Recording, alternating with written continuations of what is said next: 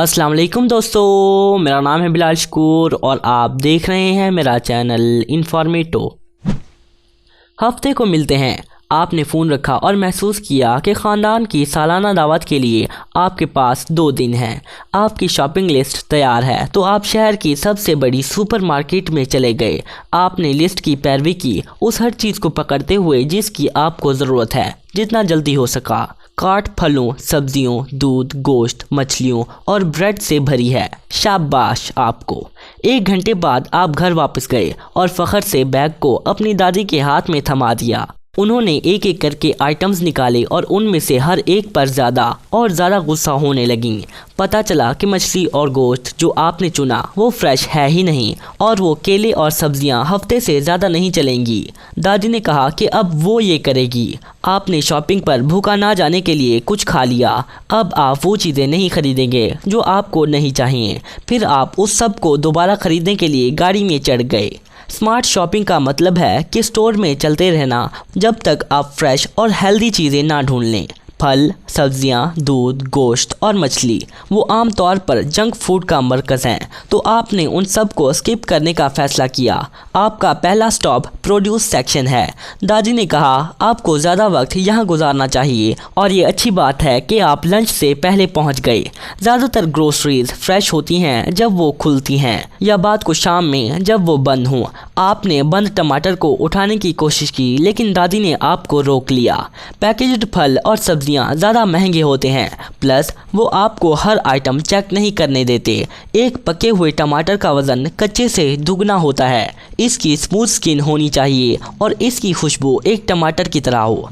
उस कटी हुई चीज़ को कार्ट में मत डालो। फलों पर कट्स बैक्टीरिया के लिए बेहतरीन जगह होते हैं। ऐसे खीरे ढूंढें जिन पर कोई दाग या नरम जगह नहीं है। सबसे बेहतरीन गहरे सब्ज होते हैं। आपने पीले धब्बे देखे, इसका मतलब ये ज़्यादा पका हुआ है और मुमकिन तौर पर अजीब जायका होगा। मिर्चों के लिए भी ऐसा है, वो बिना दागों के साथ गहरे रंग की होनी चाहिए। अब इसे उल्टा करके बम्स को गिने। 4 बम्स का मतलब है कम बीज और बेहतर जायका। 2 से 3 का मतलब कड़वा जायका। एक ताज़ी मिर्च की डंडी हमेशा मजबूत और क्रिस्पी होती है। उन जड़ों वाले आलुओं को अपनी कार्ट से निकाल दो। स्मूथ वालों को चुनो, बिना झुर्रियों, नर्म या डार्क स्पॉट्स के साथ। बिना सुराखों वाले सैलेड को चुनना। इसमें सब्ज रंग जितना ब्राइट होगा उतना बेहतर है। फल और बेरीज की तरफ चलते हैं। दादी ने वजाहत की कि एक पका हुआ तरबूज एक भूरी डंडी के साथ होगा। पीली डंडी के साथ ये वाला इतने दिन तक पड़ा रहा होगा जब तक काफ़ी मीठा ना हो जाए। खरबूजों के लिए भी ऐसा है। पीली छाल वाले मीठे होते हैं, जैसा कि उन्होंने उठाए जाने से पहले काफ़ी रोशनी जज्ब की होती है। उन केलों के गुच्छे को घर लाने से पहले उनकी डंडी चेक कर लेना। डंडी सबसे हल्की पीली होनी चाहिए और भूरी ना हो रही हो। किसी भी आम को उसके रंग से ना पहचानना, इसके बजाय इसे आराम से दबाना। पका हुआ आम हल्का सा दबेगा और उसकी डंडी पर महक होगी। छोटा फल आम तौर पर मीठा होता है, लेकिन ये कायदा स्ट्रॉबेरीज के लिए नहीं चलता। मुख्तलिफ वाली मुख्तलिफ साइज़ में आती हैं, तो बड़े वाली भी मज़ेदार होंगी। उनके उठाए जाने के साथ उनका पकना ख़त्म हो जाता है, तो ब्राइट रेड की तरफ जाना जिनके सब्ज़ पत्ते हों।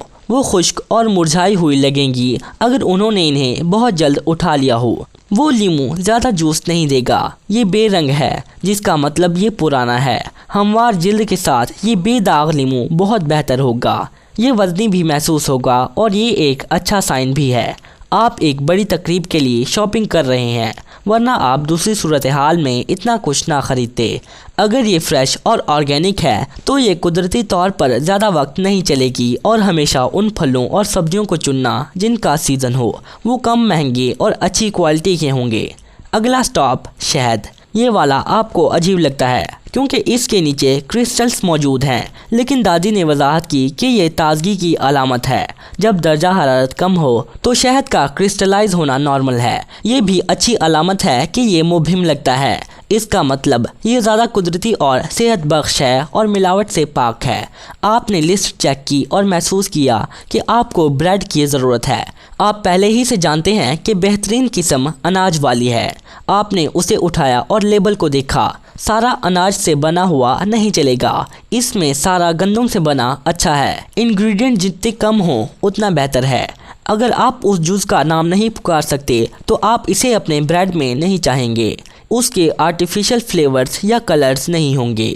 आपने चुने गए ब्रेड पर हल्के से दबाया, बिंगो, ये अपनी शेप में वापस चला गया, जिसका मतलब ये हाई क्वालिटी है। अगर आप इस पर उंगली का निशान देखें तो इसे पहले जमाया नहीं गया होगा या बेकिंग का अमल गलत हो गया होगा। आप कैन फूड सेक्शन में गए और दादी आपके रास्ते में आ गई। उन्हें यकीन है कि ये आपकी सेहत के लिए बुरे हैं और उनमें सोडियम की भरमार होगी। आपने उन्हें लेबल पढ़ने पर रजामंद किया।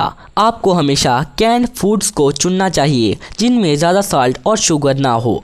पानी या खुद अपने जूस में बंद सबसे सेहत बख्श होते हैं क्योंकि उनमें कम आर्टिफिशियल इंग्रेडिएंट्स होते हैं। आपने ऑलिव ऑयल में बंद मछली ढूंढी। पैकेज अच्छी तरह बंद है तो ये अच्छी है। आप जानते हैं कि आपको कभी भी एक संग आलूद कैन नहीं उठाना चाहिए, ये ख़तरनाक हो सकता है। लगता है कि आपने अपनी ज़रूरत की हर चीज़ ले ली सिवाय गोश्त और दूध के। आप जानते हैं कि आपको इन्हें आखिर में लेना चाहिए। अगर शॉपिंग लंबी हो जाए तो वो फ्रिज के बगैर ख़राब हो सकते हैं। आपने अपने फलों को गोश्त के जूस से बचाने के लिए कुछ जगह बनाई। सुर्ख गोश्त का रंग गहरा होना चाहिए। जामनी, लाल और भूरा सब ठीक हैं।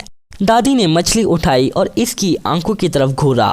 उन्होंने वजाहत की कि एक अच्छी मछली की आंखें फैली हुई होंगी, चमकदार प्यूपिल के साथ। ताज़ी मछली की जिल्द सिल्की होनी चाहिए, चिपचिपी और डल नहीं। उस पर उंगली से दबाएं। अगर उस पर आपकी उंगली का निशान रह जाए तो ये अच्छा नहीं है। दिन का आखिरी स्टॉप, दूध। आपको सबसे ज़्यादा एक्सपायरेशन डेट वाला पैक उठाना चाहिए। यही असूल जमे खाने, बंद खुराक और अंडों के लिए भी है। स्टॉकर नए वालों को पुराने आइटम से पीछे रखते हैं। दादी ने पास्चराइज्ड या उबला दूध चुनना रेकमेंड किया। कोई भी ख़राब प्रोडक्ट आज आपकी कार्ट में नहीं आएगा। जब दूध पास्चराइजेशन के अमल से गुजरता है तो वो इसमें मौजूद बीमारी पैदा करने वाले बैक्टीरिया को ख़त्म करने के लिए इसे उबालते हैं। इससे इसकी ग़िज़ायत कम नहीं होती तो इसके बारे में कोई फ़िक्र नहीं। दही को चुनते हुए लेबल की तरफ ध्यान दें। आप इस पर जितने अल्फाज देखें उतना बेहतर है। इसके लिए 3 बेसिक इंग्रेडिएंट्स काफ़ी हैं। सब प्रिजर्वेटिव्स और चीनी के बगैर हों। लाइव और एक्टिव कल्चर्स ऐसी चीज़ हैं जो आप इंग्रेडिएंट लिस्ट में देखना चाहेंगे।